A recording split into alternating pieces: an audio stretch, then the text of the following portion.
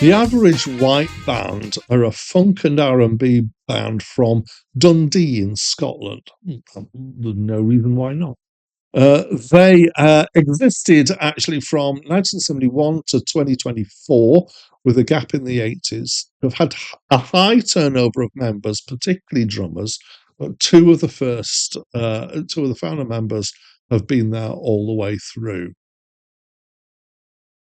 Hi, my name's Dan, and this is a review of the album AWB by the Average White Band. It was released in 1974 and was their second album, and it's my first time listening to it. I have I have seen over the years copies of this around quite a bit. I think mostly in second-hand record shops, which is places that I used to frequent quite a lot in my youth.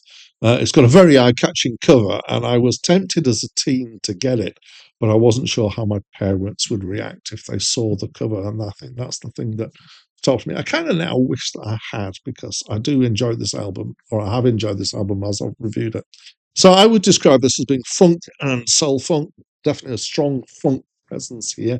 Acclaimed Music, who are the people who created the list that I am working my way through, do their own categorization, and they have said that this is smooth soul.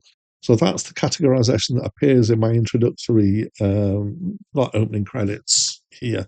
I'm going to disagree with that, though. Maybe Nothing You Can Do is that, and Just Want to Love You Tonight possibly is, but they're still quite groovy, and I'm not sure that smooth really works as a word here. Actually, I would agree.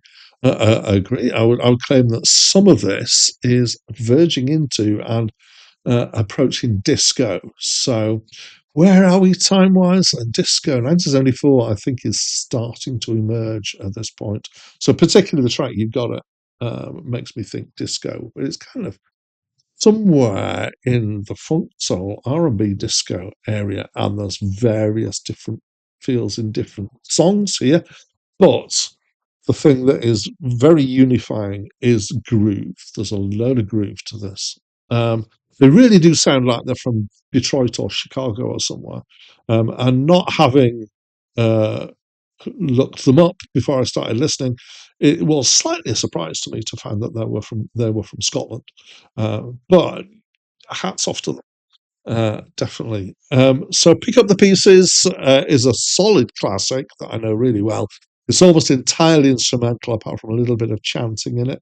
It's unusual, as that or it will be unusual in that I will be using it, or I hope to be using it as my introductory clip, my intro clip for the music. And most of the music uh, is songs on this album. What I try to do with my intro clip is to do something that is either the best known or the most kind of exemplary of the album, and is not a good example of the album because there's no singing on it, but it is definitely the best known track, so I'll be using it uh, hopefully for the intro cut. Excuse me. Playing is really nice, the music's really nice, the production is really nice. So this is legendary producer Arif Mardin, who produced quite a lot of different styles, but certainly this sort of style was something that he is known for. And as I've said, there's nice grooves, there's some nice feel to this. Where I feel like, so I've got a thing about soul. As people who've been watching my channel for a while will know, that I think that soul lost its soul. And I think it did so somewhere through the 70s. I got into a lot of trouble with my friends when I was doing reviews on a blog. I used to have an old list, not as good a list as this one, and I reviewed Whitney Houston album, and I wasn't happy with it because I felt like there's no soul to it.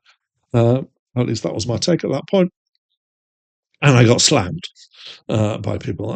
But I still stand by the idea that soul in the 60s often had real kind of guts to its soul, and it lost that, I think, to production and feel, and became style over substance. I think here on this album, the reason why I'm talking about this is because I think that this album is somewhere in the transition in this, in that it is starting to become more about the polished production than about the soulness. But the thing that saves this is the groove.